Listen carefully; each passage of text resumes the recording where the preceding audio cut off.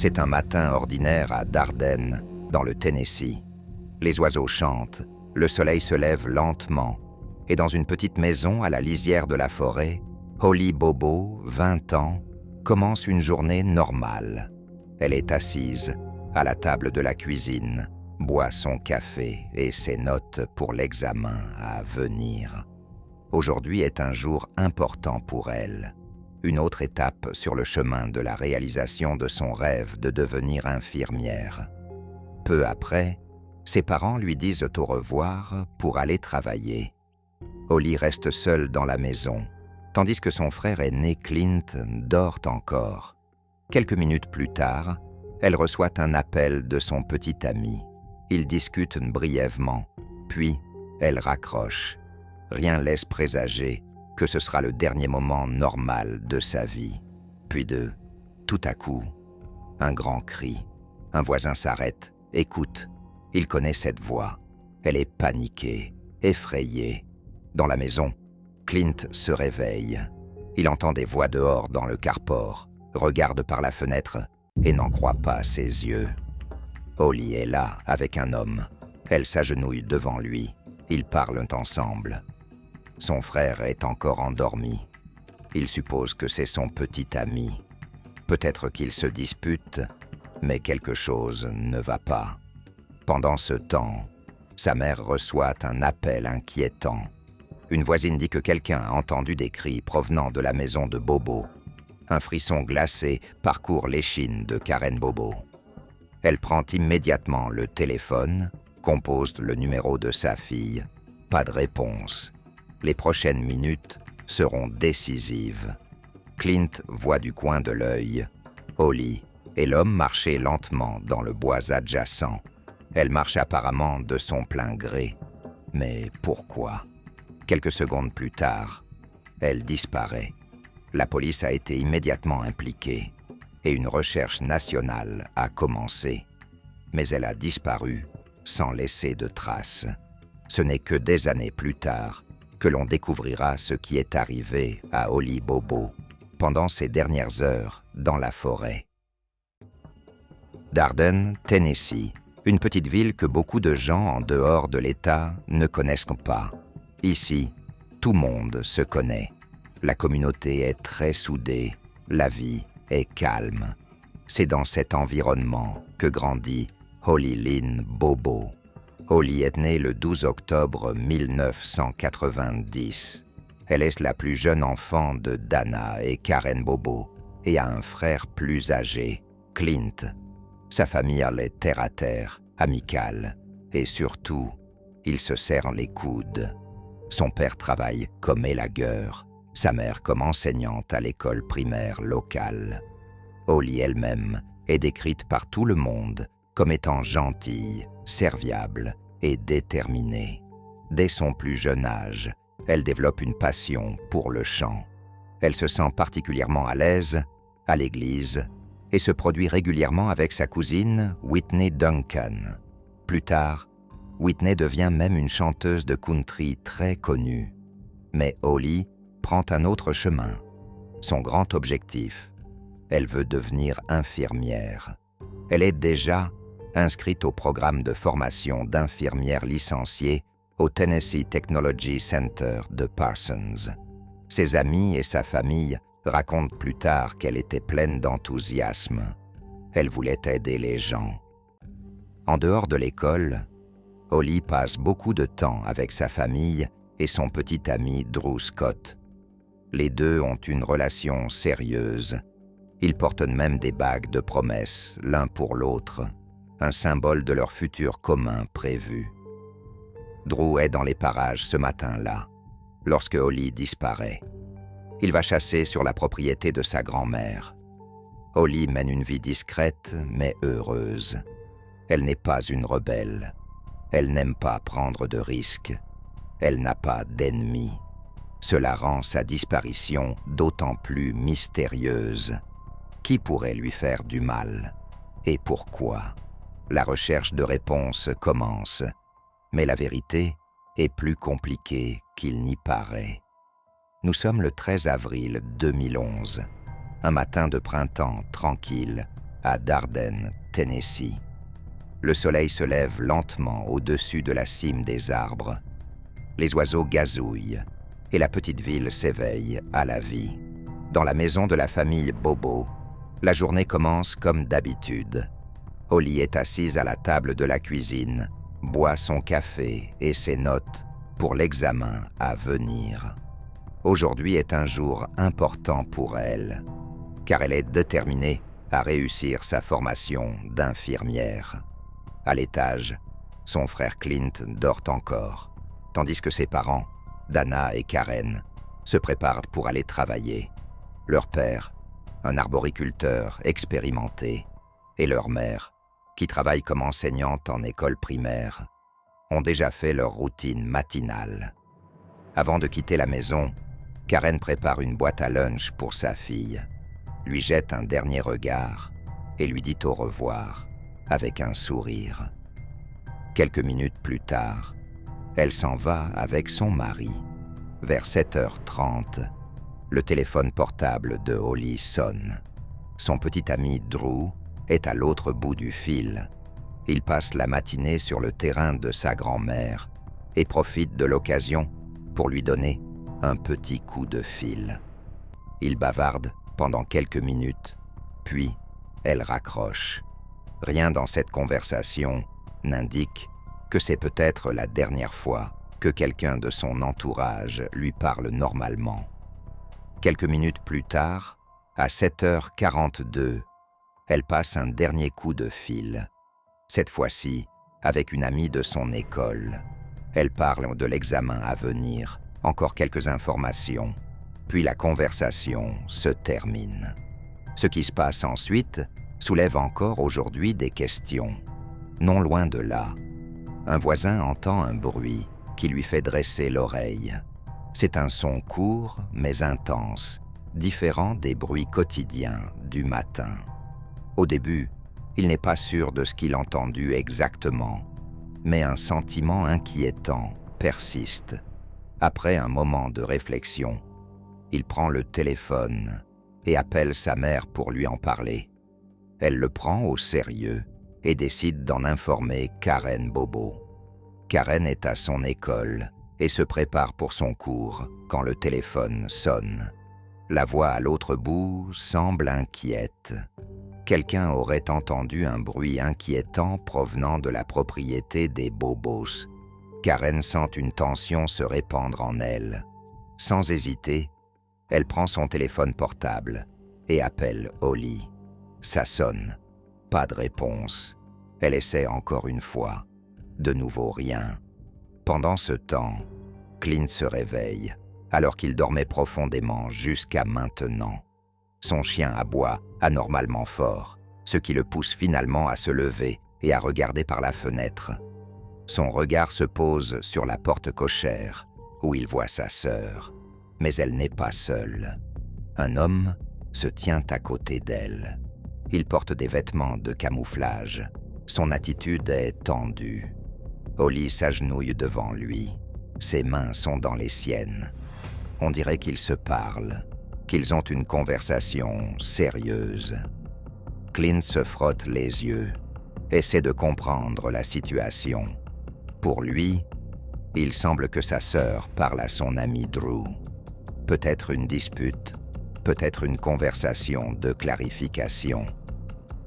Il n'est pas sûr de ce qui se passe exactement, mais il ne se sent pas obligé d'intervenir. À ce moment-là, le téléphone sonne. Karen appelle. Clint décroche. Sa mère a l'air excitée. Elle lui demande où est Holly. Il regarde à nouveau par la fenêtre et répond. Elle est dehors avec Drew.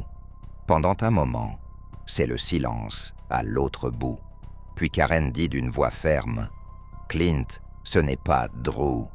Clint cligne des yeux, fixe à nouveau la scène à l'extérieur. C'est bien Drew, non? Qui d'autre cela pourrait-il être? Mais quelque chose dans la voix de sa mère le fait réfléchir. Clint, écoute-moi. Quelque chose ne va pas. Je veux que tu ailles la voir tout de suite. Avant qu'il ne puisse poser d'autres questions, elle raccroche. Elle a déjà l'école et est sur le chemin de la maison. Pendant qu'elle conduit, elle essaie de le 911, mais comme l'école se trouve exactement à la frontière entre deux comtés, son appel est transféré au mauvais centre de contrôle. Cela fait perdre un temps précieux. Clint est toujours à la fenêtre. Son regard est à nouveau fixé sur le carport. Holly n'est plus là. Son cœur bat plus vite. Où est-elle passée? Il laisse son regard errer sur la propriété. Puis il la voit à nouveau, à la lisière de la forêt, à une certaine distance de la maison. Elle marche lentement, à côté de l'homme en tenue de camouflage. Il ne parle. Pendant un moment, Clint reste figé sur place. Puis il ouvre la porte, sort et appelle. Pas de réponse. Il continue d'avancer jusqu'à ce qu'il disparaisse finalement entre les arbres. Clint reste un moment indécis sur le porche, son regard toujours sur la lisière de la forêt.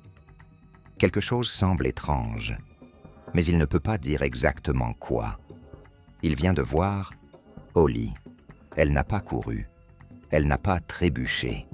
Elle n'avait pas l'air de paniquer, mais le sentiment de malaise persiste. Il retourne à la maison et prend à nouveau le téléphone.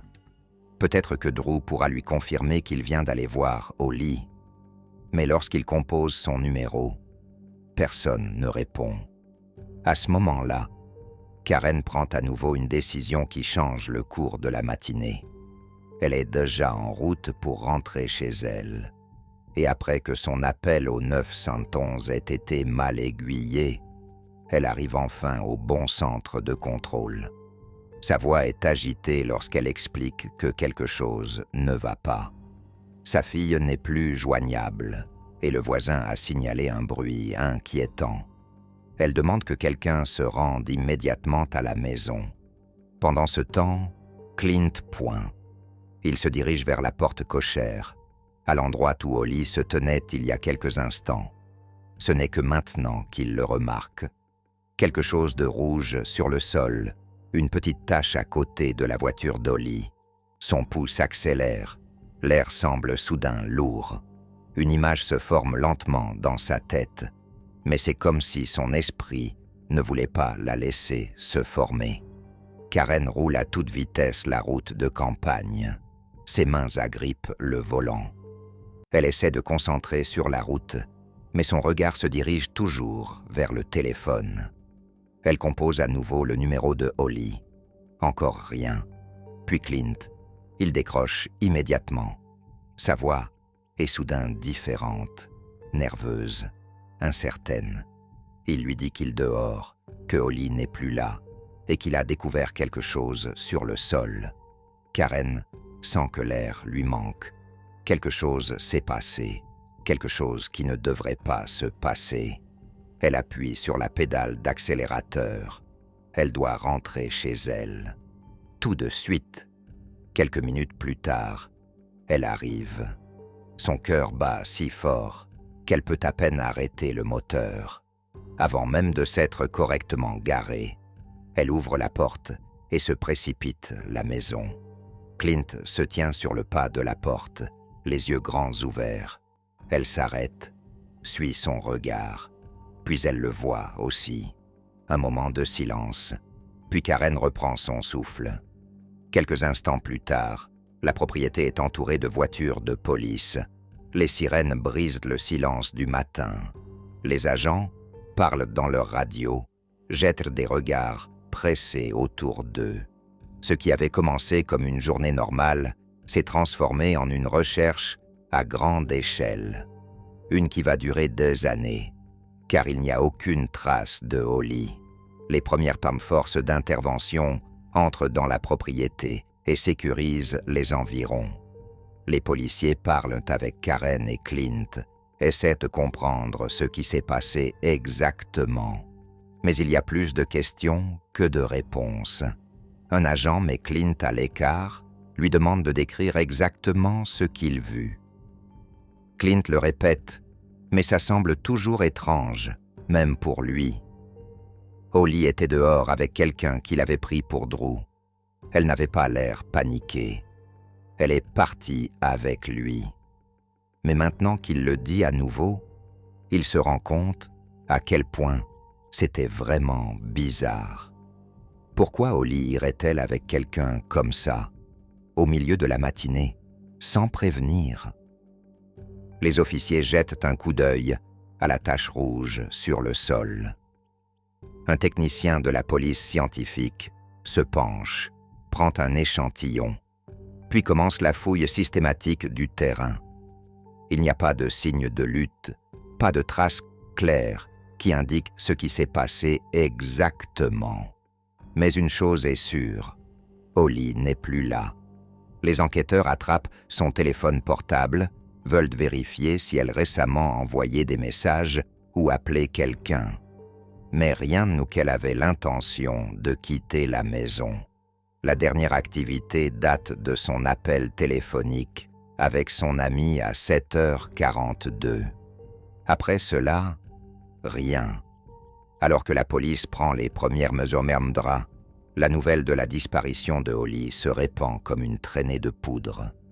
Les voisins sortent de chez eux, se rassemblent le long de la route, regardent avec inquiétude en direction de la propriété. Certains ont déjà entendu que quelque chose n'allait pas. D'autres n'ont remarqué que les sirènes. Mais tous se posent la même question. Où est Holly? Karen fait les 100 pas, inquiète, tandis que Clint répond à chaque question des enquêteurs.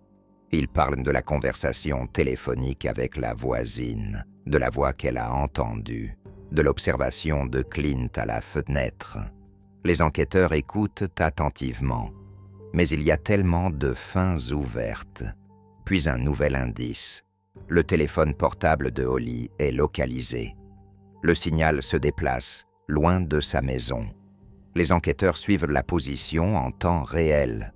Il semble que le téléphone se déplace lentement vers le nord. Quelqu'un l'a pris. Il y a encore de l'espoir de la trouver. Peut-être qu'elle est là, quelque part.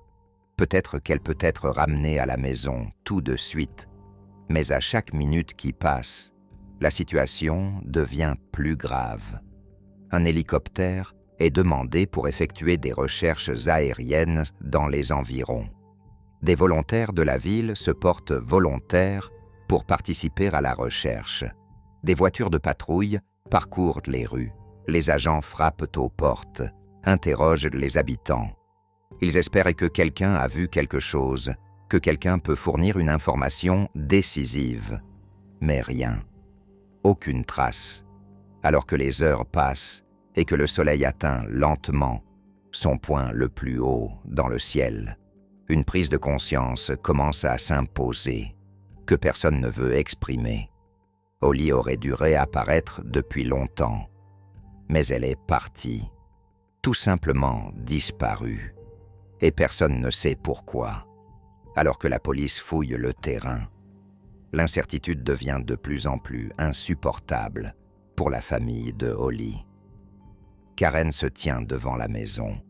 Son regard ne cesse de se diriger vers la forêt, comme si sa fille pouvait sortir des arbres à tout moment et éclaircir la situation.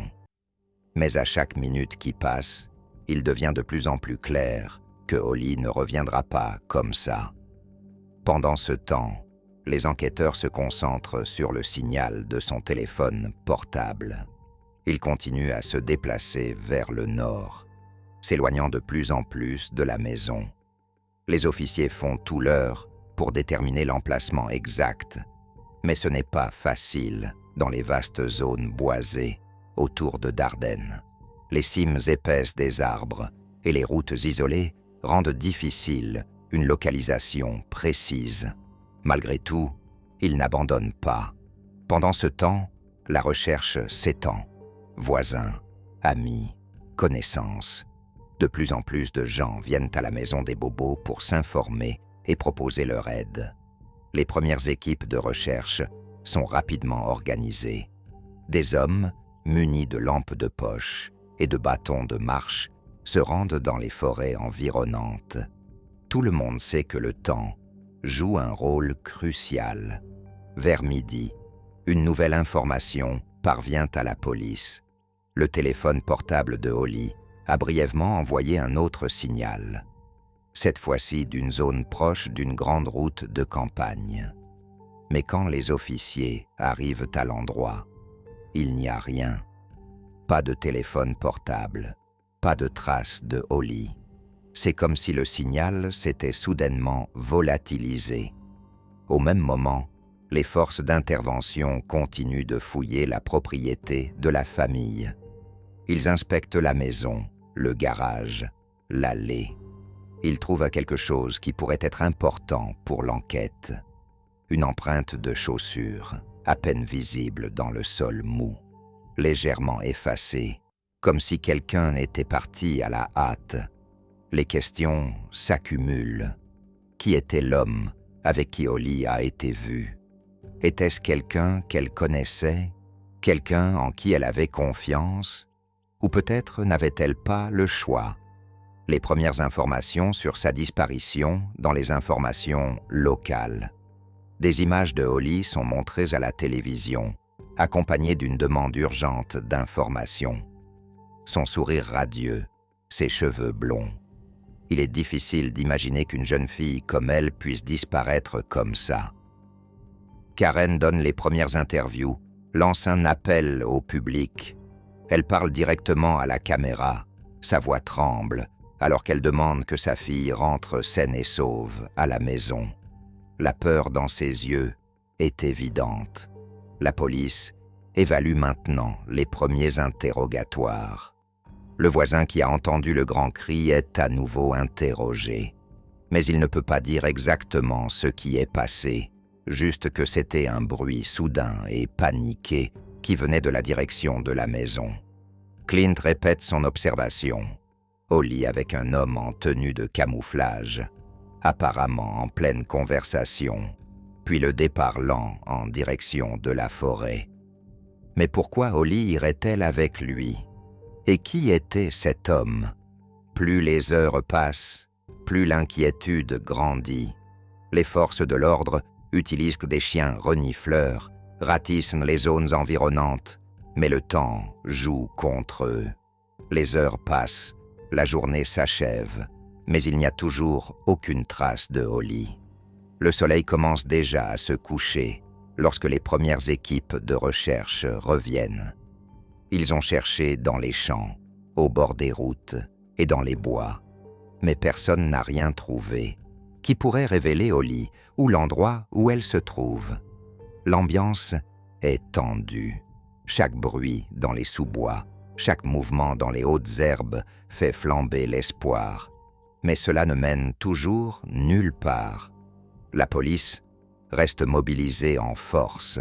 Les voitures de patrouille ratissent la zone. Les agents parlent aux habitants, vérifient les caméras de surveillance des magasins ou des stations-service à proximité. Ils espèrent peut-être trouver une photo de Holly ou de l'homme inconnu avec lequel elle a été vue. Pendant ce temps, le FBI commence à s'impliquer. La disparition d'une jeune femme, au milieu de la matinée, sans aucune trace, sans témoins oculaires qui pourraient fournir une explication claire, c'est ce qui rend l'affaire spéciale et particulièrement difficile à résoudre. Au même moment, plus d'une centaine de volontaires se rassemblent dans un centre opérationnel improvisé dans l'église locale. Amis, voisins, personnes des villes voisines, tous veulent aider. Ils reçoivent des cartes avec des zones de recherche marquées, des lampes de poche sont distribuées, les groupes s'organisent. Karen Bobo parle à chacun des bénévoles, les remercie les larmes aux yeux. Mais alors que les forces d'intervention se forment, elle se rend compte que les chances s'amenuisent à chaque minute qui passe. Elle pense à Holly, à la façon dont elle était assise à sa table de cuisine, le matin mêmeuse, préparant pour son examen. Comment peut-elle avoir disparu en quelques heures? Pendant ce temps, les enquêteurs reçoivent de nouvelles informations des environs. Plusieurs habitants ont vu vers 8 heures du matin un pick-up blanc qui roulait lentement sur une route isolée. Mais personne ne se souvient exactement si Holly était dans le véhicule ou si quelqu'un d'autre était à l'intérieur. La police prend chacun de ces témoignages au sérieux, mais sans indice clair, c'est comme chercher une aiguille dans une botte de foin. Dans les heures qui suivent, les recherches se poursuivent. Certains volontaires commencent à distribuer des tracts avec la photo de Holly. Ils sont accrochés aux lampadaires, aux vitrines des stations-service, aux tableaux d'affichage des magasins locaux. Tout le monde doit voir le visage d'Holly, que tout le monde sache qu'une jeune femme a disparu ici. La nuit tombe, la température baisse, l'air se rafraîchit. Les officiels doivent décider de la marche à suivre. Quelques équipes de recherche restent dehors, des lampes de poche éclairent les chemins. Mais l'obscurité rend presque impossible de continuer à chercher de manière ciblée. Karen et Dana Bobo sont restées dans leur maison, mais elles ne peuvent pas dormir. Elles sont assises dans le salon. La télévision fonctionne sans son. Elles attrapent sans cesse leur téléphone portable, composent le numéro de Holly et n'entendent que la boîte vocale. Ils espèrent qu'un message arrivera un jour, un signe de vie quelconque. Mais le téléphone reste silencieux. À chaque heure qui passe, l'incertitude grandit. Personne ne sait ce que le jour suivant apportera. Mais une chose est claire pour tout le monde. Holly n'est pas partie comme ça. Et plus il est difficile de savoir où elle est. Le matin suivant commence par un silence oppressant. Les premiers rayons de soleil baignent Dardenne d'une douce lumière. Mais pour la famille de Holly, rien ne semble plus normal. Karen a à peine dormi pendant la nuit. Elle s'est levée à plusieurs reprises, a regardé par la fenêtre comme si Holly pouvait franchir la porte à tout moment. Mais la maison reste silencieuse. Le téléphone se tait. Alors que la famille essaie de se rassembler, la police est déjà de retour sur le terrain. Les équipes de recherche se sont réunies avec une nouvelle énergie. Les enquêteurs ont profité de la nuit pour évaluer les premières traces, mais les résultats sont décevants. Il n'y a pas d'indices clairs, pas de pistes exploitables. C'est comme si Holly s'était volatilisée. Les agents se concentrent désormais davantage sur le signal du téléphone portable. Ils analysent la dernière position connue, comparent l'itinéraire avec les chemins de fuite possibles ou les endroits éloignés où l'appareil a été enregistré pour la dernière fois. Ils examinent encore et encore la même carte, tracent des lignes, marquent les zones possibles. Mais il manque la piste décisive. Pendant ce temps, l'intérêt des médias grandit. Les chaînes de télévision de tout le Tennessee parlent de la disparition de Holly. Des journalistes se tiennent devant la maison de la famille, des microphones sont installés, des caméras tournent. L'image de la jeune femme apparaît sur les écrans de tout le pays. Mais avec l'attention croissante, viennent aussi les spéculations. Les premières rumeurs commencent à circuler. Certains prétendent que Holly est partie de son plein gré. D'autres spéculent sur des conflits personnels ou d'éventuels secrets. Mais pour sa famille et ses amis les plus proches, une chose est sûre. Holly ne disparaîtrait jamais sans en informer qui que ce soit. En attendant, les autorités mettent en place une hotline pour les informations. Toute personne ayant vu ou entendu quelque chose de suspect doit se manifester. Les appels arrivent rapidement, mais beaucoup ne mènent nulle part. Certains parlent d'observations, d'autres de véhicules qui se trouvaient à proximité au moment en question. Mais rien de tout cela ne fait avancer les enquêteurs. Au milieu de cette incertitude croissante, d'autres habitants se manifestent avec une observation intéressante. Il raconte que le matin de la disparition, il vit un homme en tenue de camouflage dans le quartier. Il ne le connaissait pas, mais il n'avait pas l'air de se faire remarquer. Était-ce le même que Clint avait vu? Holly le connaissait-elle? Ou était-ce juste une coïncidence? La police prend chacune de ces déclarations au sérieux, commence à dresser une liste de suspects potentiels. Mais sans un nom concret ou un visage, cela reste une théorie. Alors que les jours passent, les recherches s'intensifient. Des chiens renifleurs sont utilisés, des hélicoptères survolent les forêts, la communauté organise des veillées. Tout le monde veut aider, tout le monde espère un miracle. Les jours passent et l'incertitude grandit.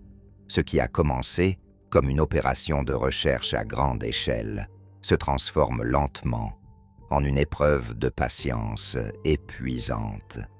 La police continue de déployer toutes ses ressources, mais sans piste claire, c'est comme dans le noir. Les équipes de recherche continuent de fouiller les forêts, concentrant sur la zone où le portable de Holly a été localisé pour la dernière fois. Mais chaque mission se termine par le même résultat. Pas de nouveaux indices, pas de traces visibles. Entre-temps, la pression sur les enquêteurs augmente également.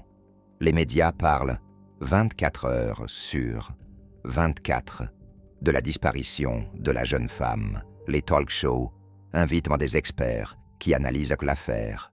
Les journalistes se tiennent devant la maison des bobos, posent des questions auxquelles personne ne peut répondre.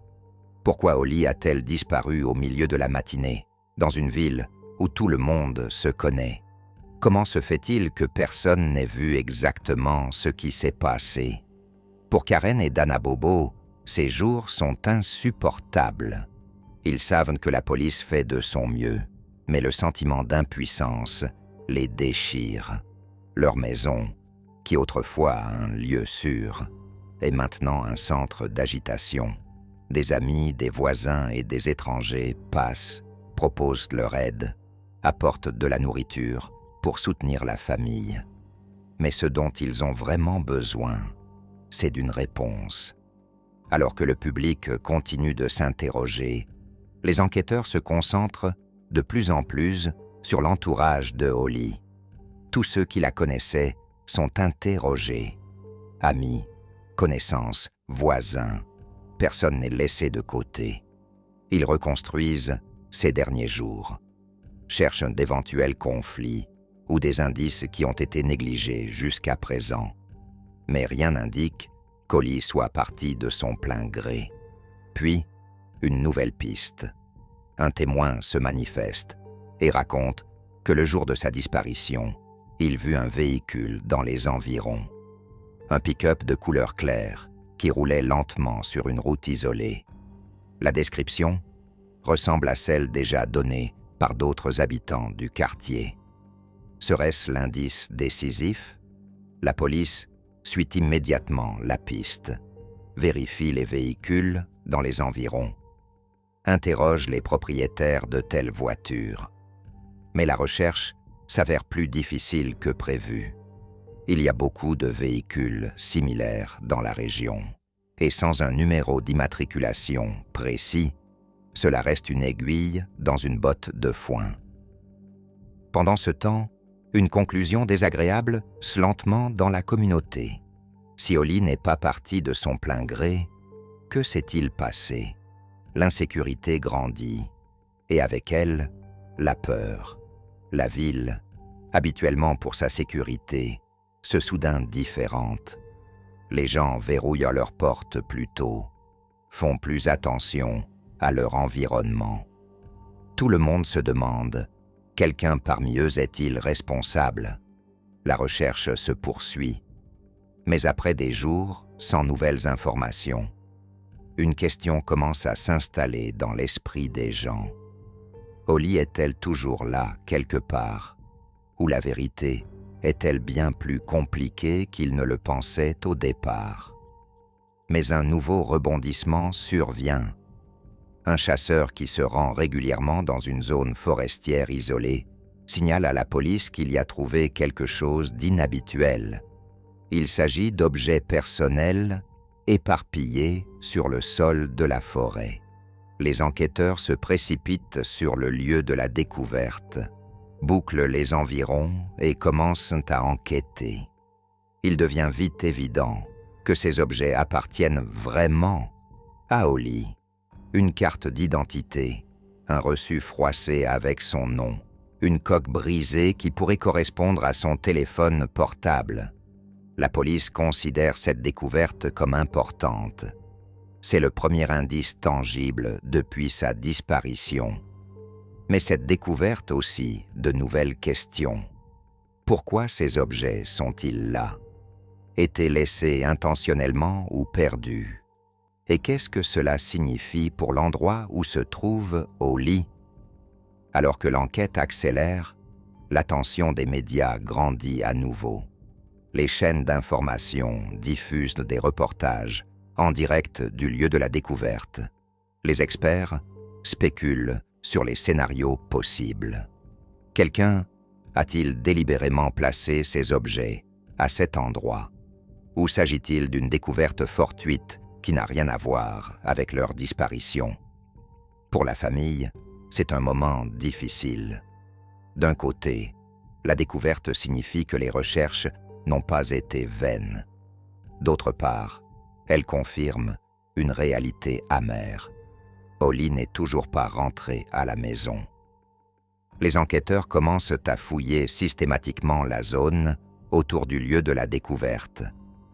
Ils déchiens renifleurs, analysent des échantillons de sol, interrogent à nouveau les témoins potentiels.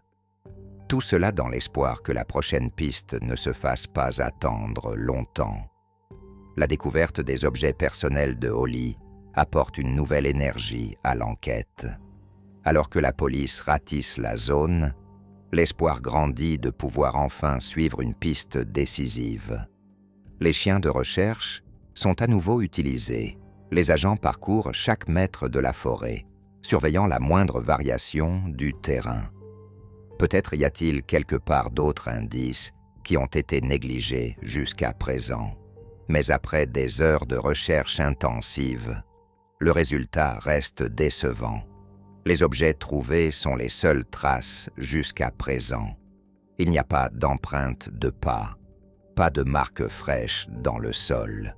Rien qui indique clairement que Holly était là elle-même ou ce qui a pu lui arriver. Les enquêteurs se concentrent maintenant sur la façon dont ces objets sont arrivés à cet endroit.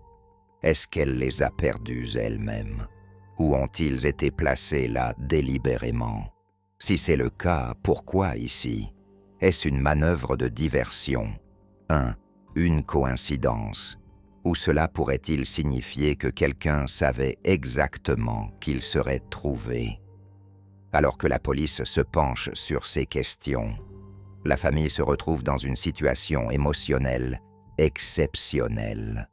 La découverte de ces affaires est une lueur d'espoir, mais aussi un rappel douloureux que Holly n'a toujours pas été retrouvée. Karen s'accroche à l'espoir que cet indice signifie quelque chose, qu'il la rapproche de sa fille.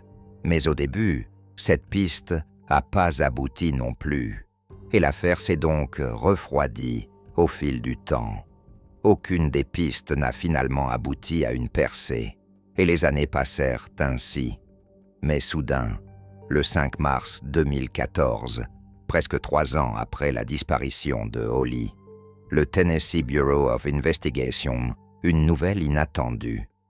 Un homme a été arrêté en lien avec l'affaire. Son nom, Zachary Adams.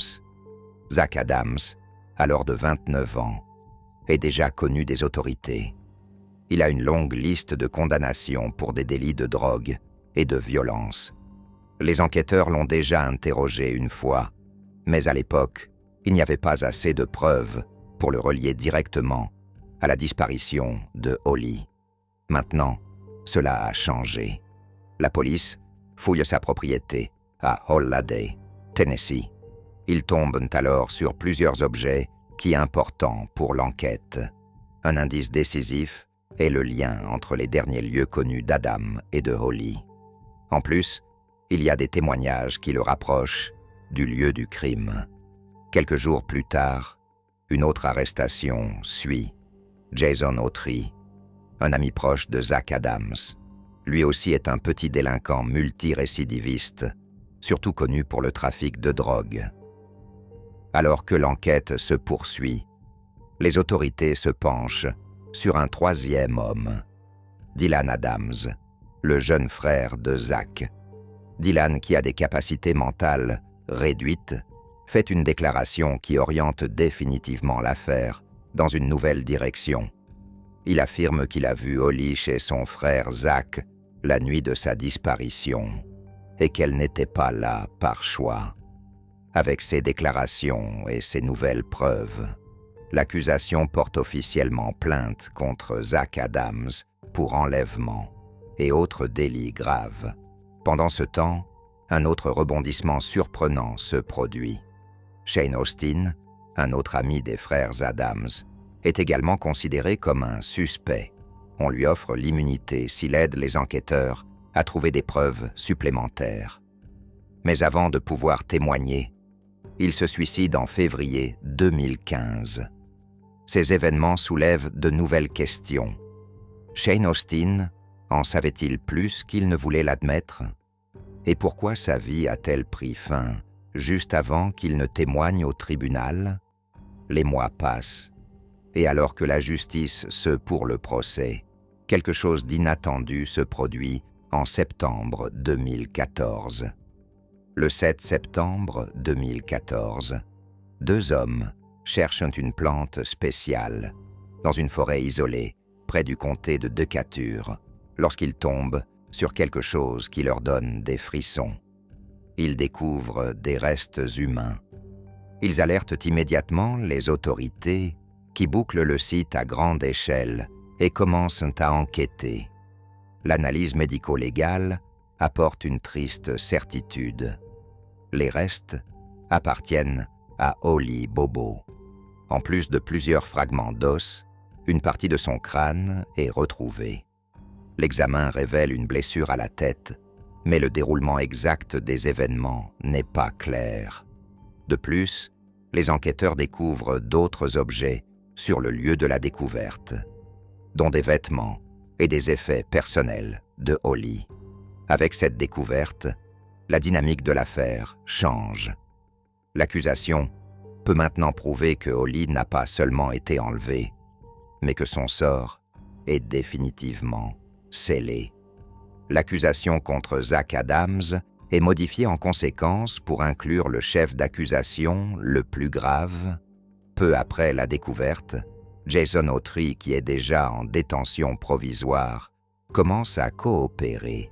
Dans une tentative de réduire sa propre peine, il fait une déclaration détaillée que les enquêteurs considèrent comme décisive.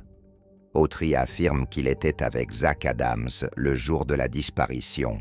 Selon son récit, Adams eut Holly en sa possession, et ensemble, ils l'auraient emmenée par peur d'être découverts.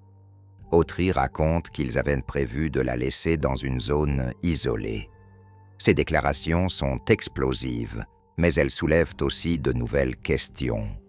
Autry décrit le processus en détail, mais il n'y a pas de preuves physiques pour étayer son histoire. Était-il vraiment un simple complice ou était-il plus profondément impliqué dans le crime? Les défenseurs de Zach Adams affirment que le témoignage d'Autry ne sert qu'à se lui-même. Ils font remarquer qu'il a fait profil bas pendant 2 années et qu'il n'a commencé à coopérer qu'après son arrestation. De plus, il y a des doutes sur la crédibilité de Dylan Adams. Ses déclarations initiales, dans lesquelles il affirmait avoir vu Holly ce jour-là, ont été modifiées à plusieurs reprises. Les avocats de la défense se demandent si sa déficience mentale n'a pas été utilisée pour obtenir le témoignage qu'il souhaitait. Mais malgré ses doutes, la découverte des restes de Holly est un tournant. L'accusation a maintenant une base plus solide et le procès approche. En septembre 2017, 3 ans après les premières arrestations et plus de 6 ans après la disparition de Holly, le procès de Zach Adams s'ouvre. L'accusation compte sur les témoignages de Jason Autry et de Dylan Adams.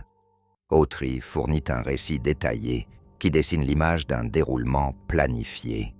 Le site « Les procureurs » présente également des preuves qui relient Adams à l'endroit où il a été trouvé. Mais la défense s'y oppose. Elle souligne qu'il n'y a pas d'ADN, pas d'empreinte digitale claire et pas de preuves physiques directes qui incriminent Adams au-delà de tout doute raisonnable. Après plusieurs semaines de négociations, le jury se retire pour délibérer. Le 22 septembre 2017, le tribunal rend son verdict. Zach Adams est reconnu coupable de tous les chefs d'accusation. Il est condamné à la prison à vie, sans possibilité de libération conditionnelle, en plus de 50 ans supplémentaires pour d'autres délits. Dylan Adams accepte plus tard un accord et est condamné à 35 ans de prison. Jason Autry, le témoin principal de l'accusation, reçoit une peine réduite et est finalement libéré. Pour la famille d'Holly, le verdict représente certes une forme de justice, mais les questions en suspens demeurent. Zach Adams était-il vraiment l'instigateur? Y avait-il d'autres personnes impliquées? Et cette affaire aurait-elle pu se terminer différemment si l'enquête avait des résultats plus tôt? Même des années après le verdict, l'affaire Holly Bobo reste l'une des affaires criminelles les plus connues et les plus controversées du Tennessee. Pour sa famille, la seule chose qui reste est la certitude que Holly ne sera jamais oubliée et que son histoire doit continuer à être racontée.